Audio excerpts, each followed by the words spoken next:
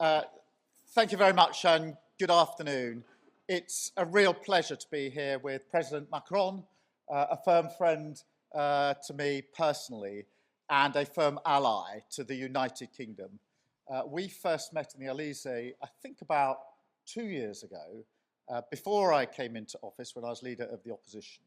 And it was clear to me then that we had a shared sense of the dangerous times that we're living through and of our responsibility to step up and to lead. We also share the fundamental belief that we serve our people better, create better jobs and opportunities, make our nation stronger, fairer and more secure if we work together. And the state visit has been a celebration of this relationship, our unique bonds of history and of culture. And today, our task is to look forward, to deliver a step change in this partnership, to meet the challenges of this moment and get the results that people want to see. Starting first with tackling illegal migration. Now, this is a global crisis, and it's a European crisis, but it is also very acutely a crisis for our two nations, a crisis of law, security, humanity, and fairness. We face a sprawling, multi-billion-pound enterprise run by organised criminal gangs, leading hundreds of people to their death in the Channel. So we're determined, together, to end this vile trade. There is no silver bullet here, but with a united effort, new tactics, and a new level of intent, we can finally turn the tables. So I'm pleased to announce our agreement today on a groundbreaking returns pilot. For the very first time, migrants arriving via small boat will be detained and returned to France in short order. In exchange for every return, a different individual will be allowed to come here via a safe route, controlled and legal, subject to strict security checks, and only open to those who have not tried to enter the UK illegally. This will show others trying to make the same journey that it will be in vain, and the jobs they've been promised in the UK will no longer exist because of the nationwide crackdown we're delivering on illegal working, which is on a completely unprecedented scale. The President and I have agreed that this pilot will be implemented in coming weeks. Now, I know some people will still ask, why should we take anyone in? So let me address that directly. We accept genuine asylum seekers because it is right that we offer a haven to those in most dire need. But there's also something else here, something more practical, which is that we simply cannot solve a challenge like stopping the boats by acting alone and telling our allies that we won't play ball. That is why today's agreement is so important, because we will solve this, like so many of our problems, by working together. Just look at the steps the French government is planning, subject to their ongoing maritime review, to allow their officers to intervene in shallow waters and prevent more boats from launching. That is a big step, and I want to thank the President for driving it through. So this is our plan together, hard-headed, aggressive action on all fronts to break the gang's business model, secure our borders, and show that by attempting to reach the UK by small boat will only end in failure, detention, and return. Second, we've also made real progress today on boosting jobs and growth, building on our new agreement with the EU. We're ambitious for what we can do together as G7 economies, close trading partners, and leaders in areas that will dominate in years to come. Together, our countries account for over half of European spending on research and technology. So we've gone further today, collaborating on satellite connectivity, bringing together our leading supercomputers, to seize the opportunities created by AI and bringing down barriers to trade and investment in strategic sectors. Just this week, we've welcomed EDF's major investment in Sizewell C, which will create thousands of jobs, boost our energy security, and protect bill payers for years to come. Third, we've strengthened our work to stand together for European security and in support of Ukraine. Because I'm clear, the security of the British people starts in Ukraine. We have just co-chaired a meeting of the Coalition of the Willing, including representatives from the United States for the first time. We announced plans for a new multinational force, Ukraine, headquartered in Paris, so that we're ready to support a peace deal when it comes. But while Putin turns his back on peace, we are rallying more support for Ukraine right now to defend their people and force Putin to the table. Now, as Europe's only nuclear powers and as leaders in NATO, we play a vital role in preserving the peace and security on this continent. So today we've updated the historic Lancaster House Treaty to protect our people and our way of work. This is a major modernisation. We are overhauling the Combined Joint Expeditionary Force to make it 5 times larger, 50,000 troops strong, able to act across every domain. But we're going further. This morning, we signed the Northwood Declaration, confirming for the first time that we are coordinating our independent nuclear deterrence. From today, our adversaries will know that any extreme threat to this continent would prompt a response from our 2 nations. There is no greater demonstration of the importance of this relationship. And while we stand together for our collective defence, we must also deliver a defence dividend for working people. So we've agreed a deeper industrial partnership today to bring our defence industries closer than ever before. We're not just talking about stepping up. On defence, jobs and growth, we're delivering it.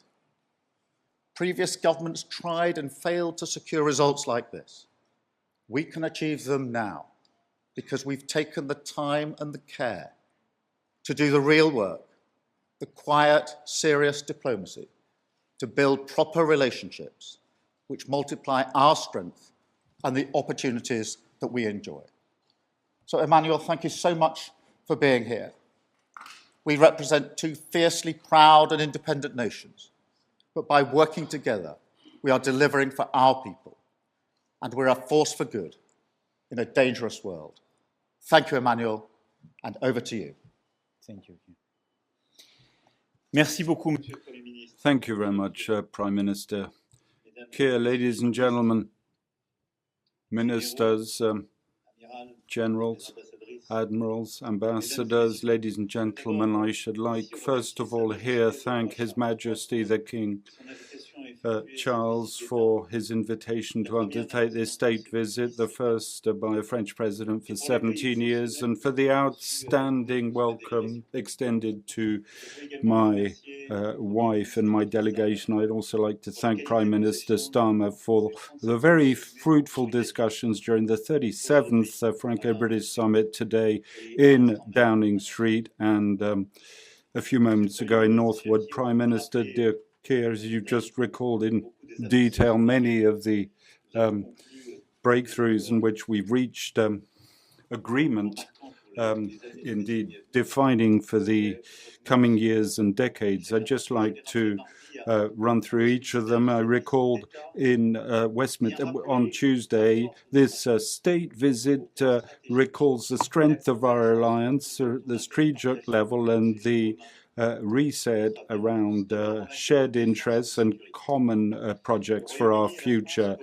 in terms of defense and security. France and the UK have in-depth cooperation with the two nuclear power states in Europe, two permanent members of the UN Security Council in Europe, the two armies that have the greatest capability and combat experience, and those that cover the high end of the spectrum, anti-submarine operations and sensitive enemy submarine hunting, as we saw earlier for the Joint Commander. Since the Lancaster House treaties in 2010, our cooperation focuses not just on equipment operations, but also on military nuclear programs. However, times have changed and our partnership must change accordingly. Today, the question is not just a matter of having expeditions against terrorists in failed states, but to confront a major conflict in Europe involving sophisticated states over the next few years. And with that in mind, Europe must know that it can count on a strategic bulwark with France and the UK. That's why we've taken the required measures outlined in the Northwood Declaration that you just referred to. On the nuclear front, we've taken three major decisions. The first concerns our doctrine. In 1995 at Chequers, we affirmed that we could see no situation in which the vital interests of one might be affected without affecting those of the others. Today, in a radically different context that we're facing in the spirit of the European dimension that I mentioned, we're going even further. We recognize that we can conceive of no situation of extreme threat in Europe that would not prompt a rapid response on our part, whatever the nature of that response. Second decision is that we're not ruling out the coordination of our respective deterrence postures, a message that our partners must hear, as well as our adversaries. Thirdly, is the decision to deepen further our cooperation in the deterrence spheres, be it for policy, capability, or operations. And we've decided for that to set up a joint structure, the Nuclear Monitoring Group, tasked with leading this cooperation. Now, these fundamental decisions that we've taken today in the agreement signed, our two countries remain independent and sovereign, but we're giving ourselves the means, when necessary, to work together in keeping with the markedly more threatening environment that we now face. Operationally, we've decided to radically upscale the CJTF that we set up in 2010 is the basis of our defining contribution, moving this force from a brigade to an army corps level, including up to 50,000 men that can be deployed in a major capability, which would be a 5 times increase of France and the UK, capable of including other European partners to be made available to the alliance. Our partnership convers credibility, robustness to the NATO European pillar in operational terms, and also gives greater credibility to nuclear capability. In terms of capability, decided to existing cooperation on future cruise and anti-ship missiles and undertake work to deliver the future air-to-air missiles, the new surface-to-air defense missiles, and in conjunction with Germany, the very long range missiles for in-depth strikes. Lastly, we've endorsed heightened defense cooperation in the fields of AI, space, cyber, and also manipulation of information at a time when both our countries are facing many hybrid threats. You can see it's a full suite that we've decided upon in order to confront our major challenges, from the most massive to the most insidious. UK has a special position in Europe. Our threats know no institutional borders, neither does our solidarity. We can build on our obvious sources with the UK, notably with the European Intervention Initiative. What also unites us is our determination to support Ukraine. With the Prime Minister, we convened a coalition of willing President Zelensky in Rome, present for the Construction Conference together with Prime Minister Meloni, a show of unity demonstrated last February when we held the first meeting in Paris a few weeks after in your country, Prime Minister. We had a fear which was to be alone and to have a transatlantic divergence, and we wanted to reaffirm a message of strong support to the Ukraine. This unity has allowed us to rally US senators who are gearing up to launch more sanctions, and the special envoy General Kellogg, a determination to act together to continue support to Ukraine short term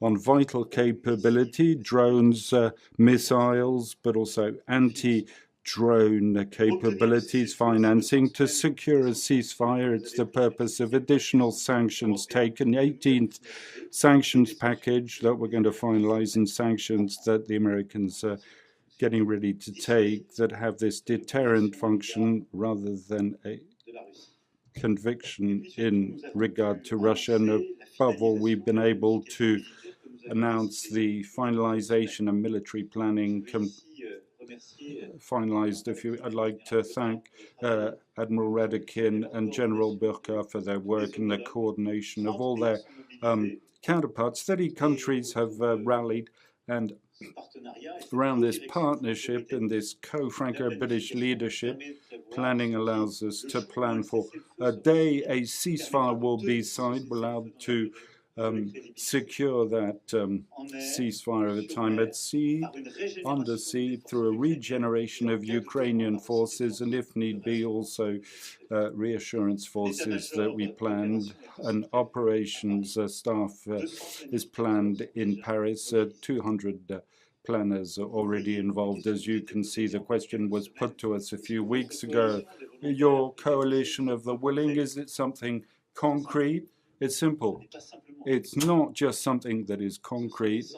These are hundreds of military personnel already mobilized, an existing staff, and decisions and planning already done. We've agreed to strengthen our partnership against the Russian shadow fleet and against sanctions busting and reduced oil revenues from Russia. Beyond Ukraine, we have the same approach on the Middle East to call upon a cessation of hostilities, a path to peace, and the war spiral following the Hamas terrorist attack on 7th of October 23. Together, we've called for a ceasefire in Gaza and the freeing of all hostages. It's paramount to end the plight of hostages in Gaza. And continuous of an endless war without strategic goal is a grave threat for the region and our collective security. And today, it's a locus of dehumanization that nothing can justify together. We know how vital it is to offer a political path. I believe in the future the two-state solution is a basis of a regional security architecture allowing Israel to live in peace and security with its neighbors. And I believe in the need to unite our voices in Paris, in London and elsewhere to recognize the state of Palestine and initiate this political momentum, which is the only consistent with prospects for peace. Our summit endorsed our regained reset 9 years after Brexit. I support the efforts of the Prime Minister to restore trust and uphold the agreements reached with the EU, strengthen that through areas of common interest. And I welcome that we're able, 19th May last, to set out a pragmatic roadmap between the EU and the UK on energy, climate, defense, health, phytosanitary standards, and youth mobility. Today, we're rolling out this reset bilaterally. Firstly, in the economic sphere, our trade topping their pre-Brexit levels, where the third and fourth largest investors in each other's countries are 3,500 French companies in the UK remain the second largest foreign employer. Several cooperation agreements signed between universities, research centers in AI and quantum power. And we're strengthening and anchoring today our partnerships in two other key sectors. Civilian nuclear power, first and foremost. The EDF will deliver the two EPR nuclear reactors Sizewell C, investing to 12% in the equity of the project company. It's good for decarbonizing the UK economy. It's good for its energy security, for jobs and for skills. It's also good for EDF that's thereby developing the EPR technology.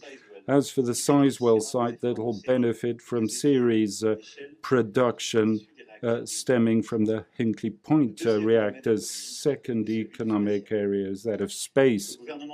UK government will take part in the capital increase of Eutelsat that will add to the increase that we announced on the 19th of June, bringing the total amount to 1.5 billion euros, allowing our UK partners to conserve on a par their equity stake in the company. We thereby support the strategic growth plan of Eutelsat, the development of its LEO constellation, and strengthening our European partnership in terms of space connectivity in these two areas, civilian nuclear and space, two forward-looking sectors. This summit is leading to major progress culturally in its with 300,000 French based in the UK, 150,000 Britain and France. It's a key component of our relation. We announced yesterday the loan and exhibition of the British Museum from September 26, July 27 of the Bayeux Tapestry, the most symbolic work of art of our shared history. The conversely, Sutton Hoo artwork, other works of art of British heritage that will be exhibited in Cannes. Everything will be done to ensure the protection of these national treasures. And I even hope, in the face of attempts of destabilization by Larry the Cat, and experts will ensure the conservation of these. But lastly, we've agreed to bolster our efforts jointly to fight against migrant traffickers in the Channel and to stem illegal immigration. As you mentioned at length, Prime Minister, it's a key challenge for both our countries. By the Sandhurst Agreement, we've implemented remarkable cooperation with substantial results, notably the near extinction of attempts by rail or road transport via the tunnel. Let's recall a few years ago, it was the subject of daily comments. We managed to fully close off these routes, managed to prevent far better than previously the departure of small boat, but the human technical resources we're deploying never been so substantial. But we've noticed since January last an increase in illegal crossings with new route taxi boats, people smuggling, taking ever-increasing risks for these crossings, and with a greater risk for these people who are fleeing their country. And so we need to strengthen our checks. Today we have over 1,200 security and intervention forces. It's a problem on both sides of the Channel, in addition to the tension this situation generates in northern France, well on your coast. That's why we're going to increase our share of it on several fronts. Firstly, need to understand that since Brexit, and I'm saying all this quite honestly, I know it's not your case, Prime Minister, but many people in your country explained that Brexit would make it possible to fight more effectively against illegal immigration. But it's in fact since Brexit that UK has no migratory agreement with the EU. In fact, therefore, for candidates for the crossing, those alternative legal admission route, nor a readmission scheme after a crossing, it creates an incentive to make the crossing the precise opposite what the Brexit has promised. Today, thanks to the proposal of our Home Secretaries, an agreement in principle for this pilot project that will be a major deterrent on the business model of smugglers, and by opening a legal admission route for people who have family ties with the UK, on the other hand, by planning the readmission those who successfully cross according to the principle of one for one. The agreement was signed as soon as the legal verification procedure completed, including those of the EU necessary necessary regarding an issue linked to an external border of the EU so that it be implemented as swiftly as possible. Secondly, regarding the maritime intervention doctrine, which were aimed at better sharing intelligence, better fight against smugglers' networks, and to cross the maritime scheme, including the dimensions pertaining to the fight against illegal immigration and search and rescue. We're going to step up our joint cooperation towards countries of origin and transit during the migratory routes, upstream fight against the networks to deter departures and act on returns. We're working on the beginnings of the route in departure countries by addressing the root of the problem. The UK task force launched at the 2023 summit is working fully. We had initial results with Iraq. We're continuing with other countries. Lastly, Prime Minister confirmed the full rallying support of his government to address the pull factors of illegals, notably as regards the fight against illegal work and irregular stay, and I thank him warmly for that. And our summit this morning allowed to cover all these initiatives. You'll have understood these are strong, new, in-depth decisions that we're taking to fight against these networks and this illegal immigration and ensure fully security in both our countries. That's what I wish to say, following up on the Prime Minister's words. I'd like to end, if I may, by expressing my full gratitude to you, Prime Minister, for this summit and the decisions, as you've said. It's renewed trust, several years after Brexit, trust between our governments, between our two nations and between the two of us. And I profoundly believe in the actions that we're implementing. The last few months showed that in terms of the coalition, though willing that we launched together and will show in all the issues that I've referred to. And ultimately, through these decisions and this summit, we're beginning to illustrate, to flesh out what His Majesty the King wanted to announce a few days ago, this entente amicale. We're giving it content and we're sketching out and drawing this future together. I firmly believe that that is the right formula. That's why we decided to adopt it and together move forward on this part of the entente amicale hand in hand. Thank you.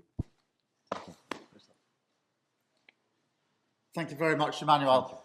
We've now got a number of questions from both the French media and the British media. I'm going to start with Robert Peston, ITV. Robert. Hello, it's Robert Peston, ITV, as you said, Prime Minister. Prime Minister, can a pilot that will see relatively few expulsions each week really have any serious deterrent effect when there are about 800 a week on average currently crossing the Channel? Monsieur le Président, pourquoi est-ce que votre police ne fait pas plus pour empêcher les demandeurs d'asile de traverser la Manche? Après tout, vous avez reçu 700 millions de livres du gouvernement britannique. And then if I may, to both of you, I don't know if this is a lighter note or not. Especially one question. We're on well, third one, I'll be very brief. I think it's not completely unfair to say that you are sort of members of the slightly beleaguered class of centrist leaders, and I wondered if you'd shared any survival tips with each other.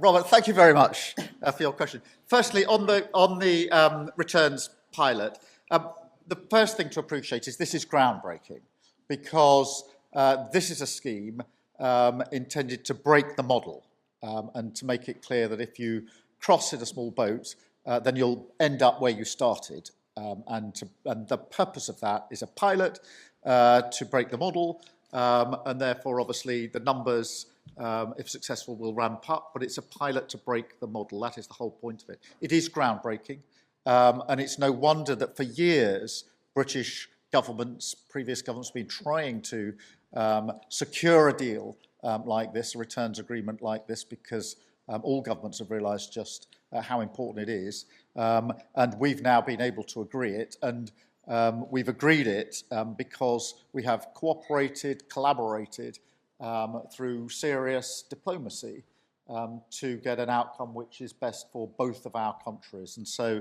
I'm very pleased that we've been able to agree this here today? Manuel. Merci beaucoup pour votre question. Thank you very much for your question. First off, as I said, we're working effectively and we have agreements that are already solid. I wouldn't want there to be an idea that we're not doing our job, we're wasting UK money. Reminding, when you put £1, we put in €3. And so we're putting in a lot of money to defend the border, which is an exterior border of the EU. Secondly, we've cut off routes, the land route, the rail route, and sharply reduced that of these small boats we referred to. Simply, the smugglers are adapting, we must adapt our response. Next, as I recalled, we must above all adapt the response to Brexit. It's that we sold a lie to the British people, which is the problem with Europe. But by listing a legal value, the problem has become Brexit. With your government, we're pragmatic, and for the first time for 9 years, we're providing a response to allow people who have TAs you want to take for your useful for your country, legally admitted without taking the slightest, to help this return with the principle of one for one. People you don't want have no return by doing. Therein lies the difficulty behind this pilot project. That's why we have all this work with the EU. We must get the Dublin agreements to work. France isn't going to recover the people you don't want. We must implement the agreements with the first entry countries. Cannot France receive people to whom you don't give asylum? We must rejig our agreements. We need the cooperation of the Spaniards, the Greeks. They're helping us to secure that. So it's a good agreement. We're doing the job. We're getting results. We have to adapt. We'll leave nothing undone. And I'll repeat here what we managed to secure, for example, with Iraq these past few months jointly through our joint task forces of prime importance. At the end of the day, one third of the illegals who in the Schengen area are people who want to reach your countries. So the key to the answer is what we're doing at our joint border.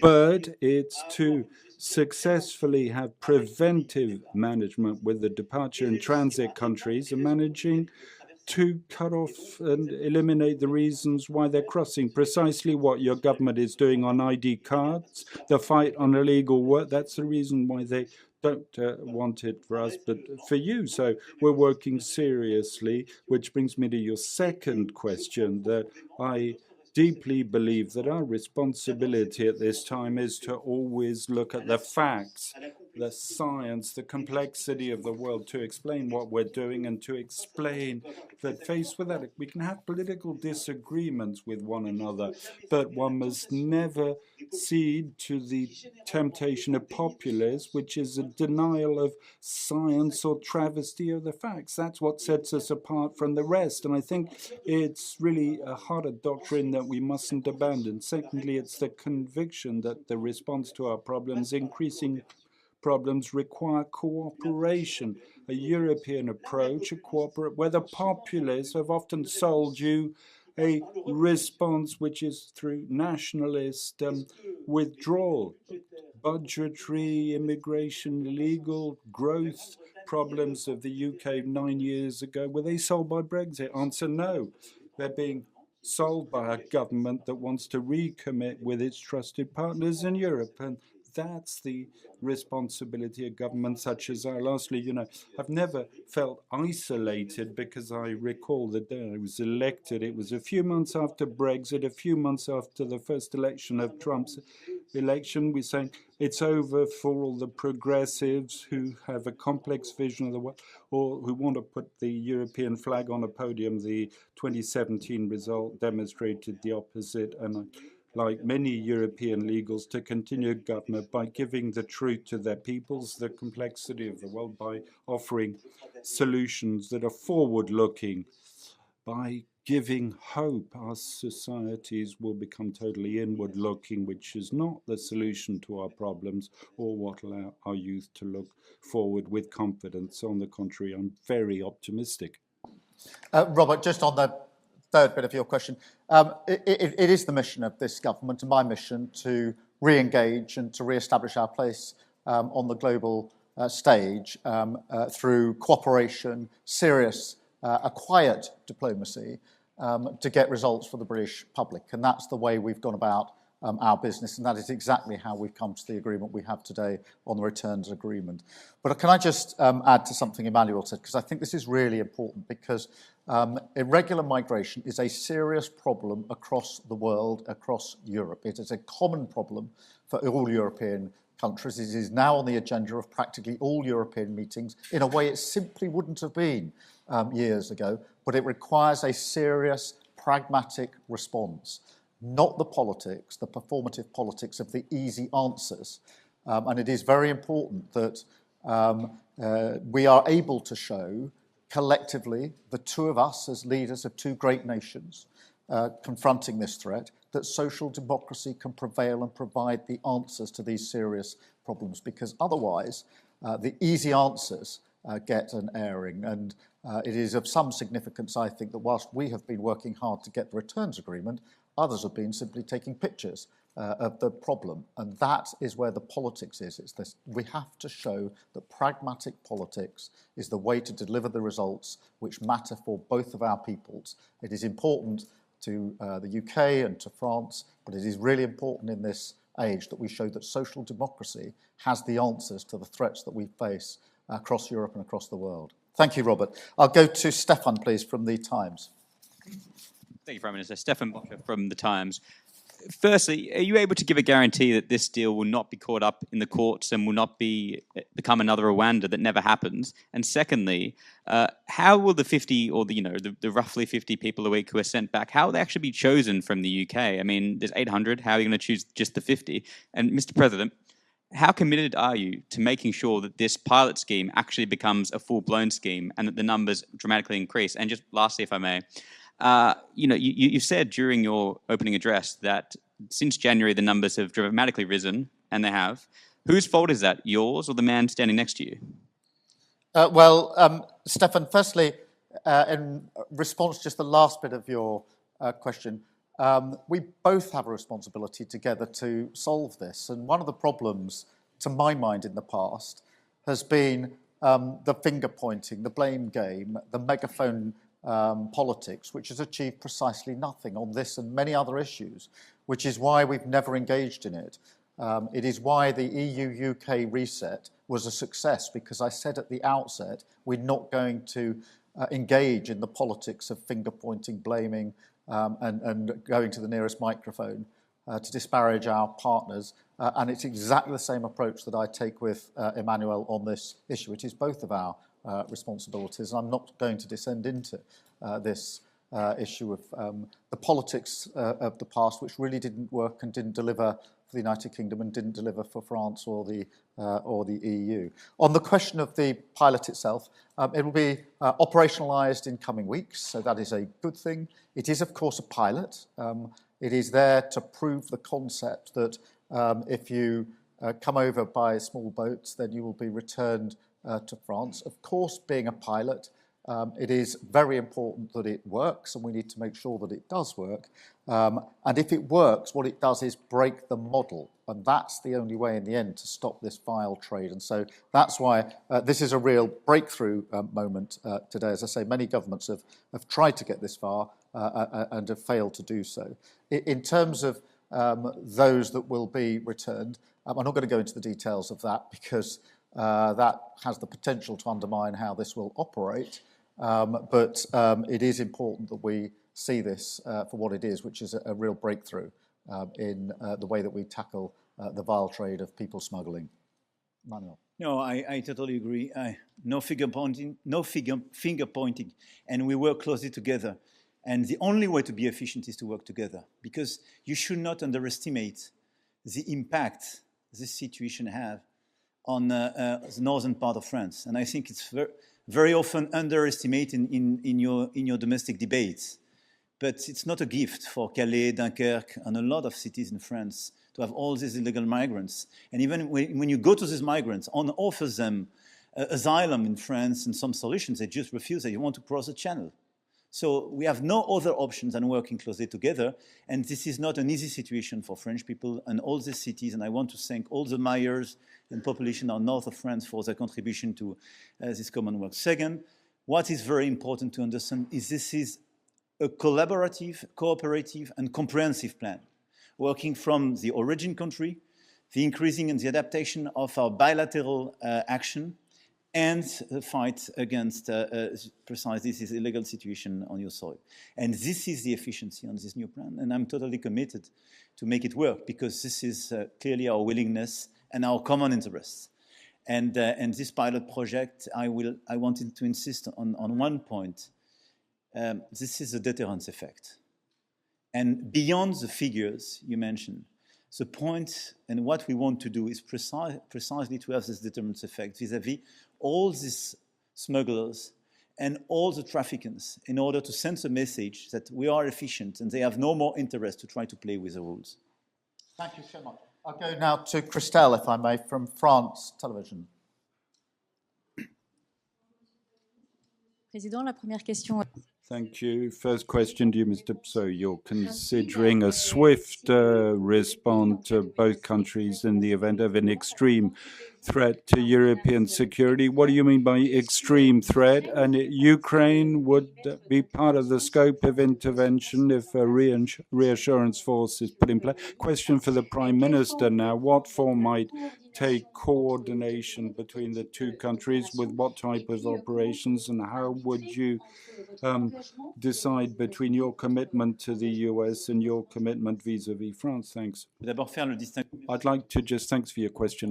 When we speak of a reassurance force of Ukraine, nothing to do with the doctrine we just referred to. There'd be no ambiguity. With Ukraine, we have aid plan, weapons, capability, short-term training requirements. Secondly, the day the ceasefire is right, we put in place a plan, all the work done by our two defense chiefs, which is precisely to organize the coalition, the 30 partner countries, and to see in the air at sea, to regenerate the Ukrainian army, how to be able to secure this.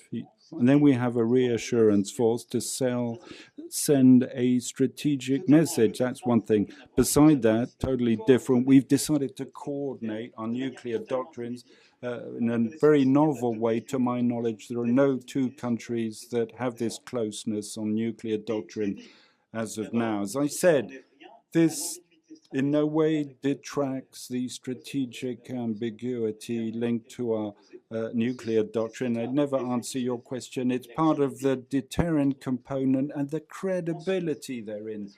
Next, because we've decided coordinate strategic exchanges, operational capability partnerships, but both of us remain fully sovereign and independent in triggering and steering on nuclear capabilities. These are two separate issues, otherwise it would create confusion, harmful. They're two separate exercises, but we're explaining that we each have our own doctrine. The French doctrine is known. I reaffirmed it 3 years ago.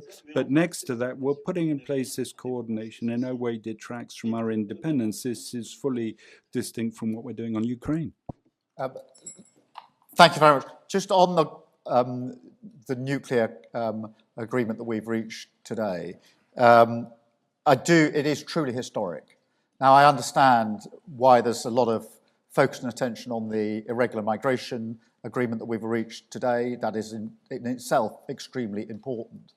But I would say the nuclear agreement that we've reached is equally important and significant and historic, because we are the two nuclear nations in Europe, and we've agreed to take an incredible step forward this morning in relation to how we coordinate our capabilities in support of Europe and in support of NATO. And that is a historic moment for both of our countries, a historic moment for Europe and for the world. And you ask about the US and Europe. I have no doubt in my mind that NATO has been the single most effective military alliance ever, and for decades has allowed us to live in peace. And it is our responsibility not just to look back and celebrate that fact, but to ensure as joint leaders that we take forward and make sure that that is there for many, many years to come. The way to do that, as I've argued many times now, is for Europe to step up and do more. For Europe to do more in its own collective defence. Partly that's to do with financing, of course, and we had the agreement at NATO just 2.5 weeks ago, but it's more than that. It's about coordinating and cooperating. And Emmanuel and I have been talking deeply about this for some time now. How do our two countries show the leadership that is required?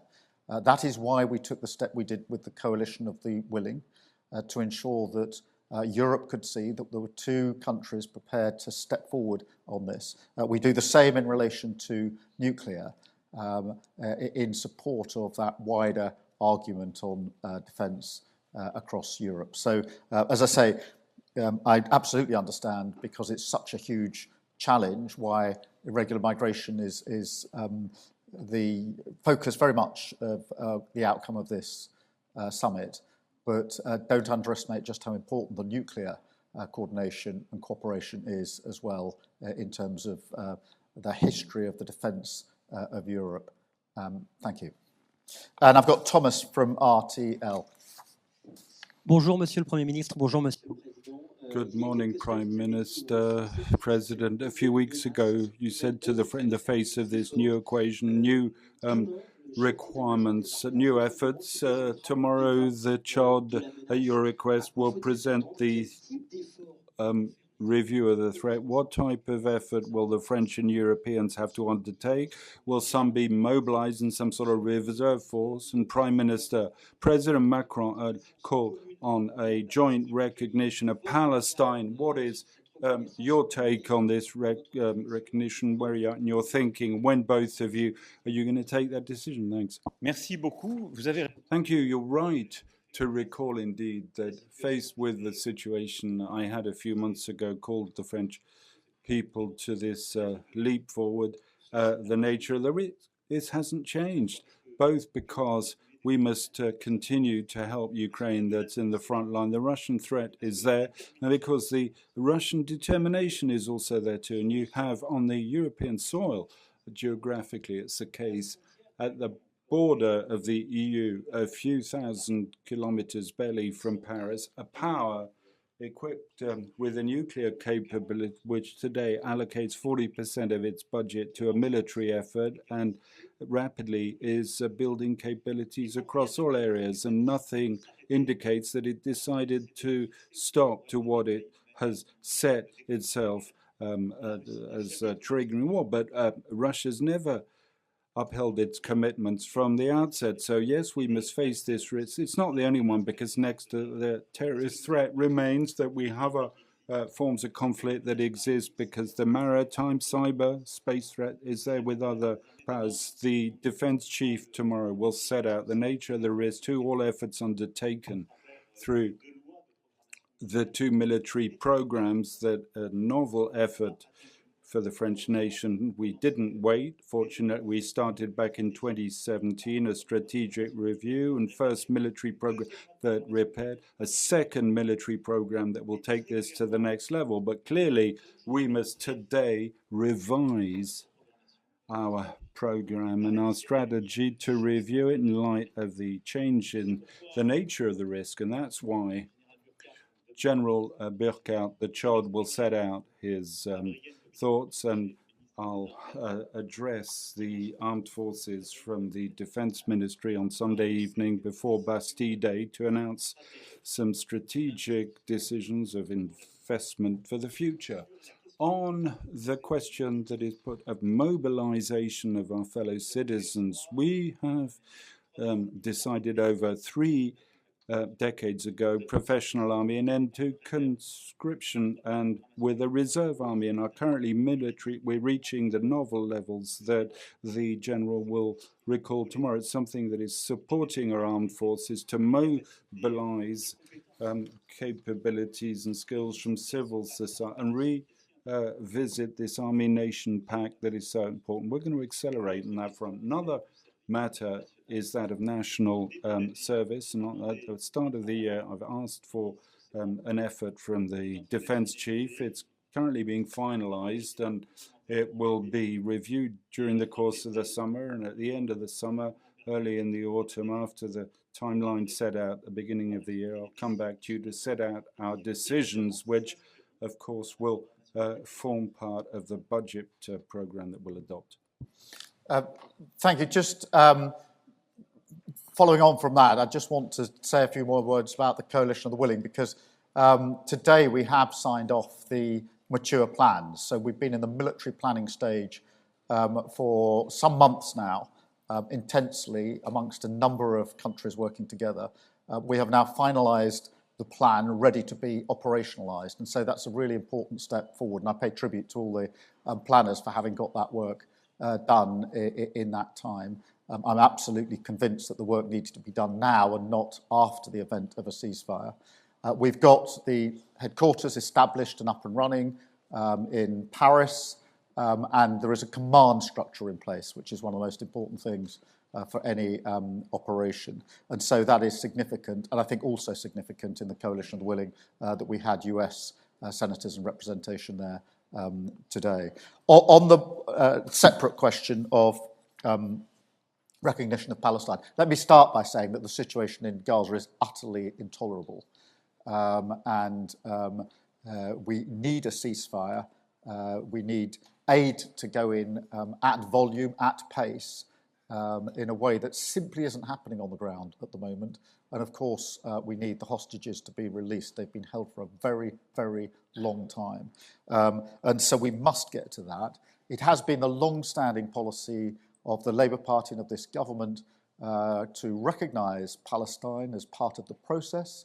And that remains our position, not least because I do not think it's possible to have a lasting peace in the Middle East if we don't have a two-state solution. But the focus now has to be unrelentingly on getting the